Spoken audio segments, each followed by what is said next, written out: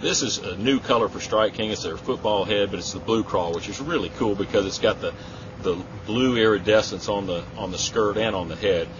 But when I take a football jig out of the pack, one thing I like to do is trim it up a little. I do two little modifications, and what I do is I grab my scissors, and the first thing I'm going to do is weed guards, work to just protect your hook, but what you want to do is trim them off just a little bit. And I actually trim them at a slight angle. So instead of trimming them straight, I'm going to follow the same contours of the hook and then trim the weed guard.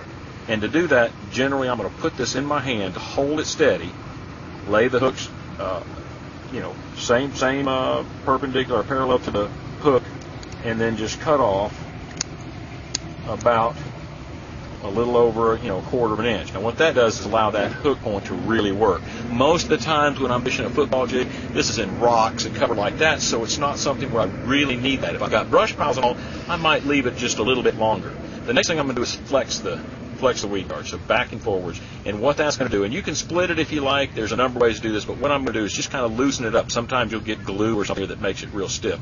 I want something that's going to collapse real easy, allow that hook to do its job and penetrate. The next thing I look at is I look at the skirt length. And in most situations, I like the same skirt length that's on there. If you're in the summertime, you've got warm water, what I'll do is I put my fingers across it and trim it just slightly. And what I'll do is trim it at an upwards angle, like this, and upwards angle on this side, like this.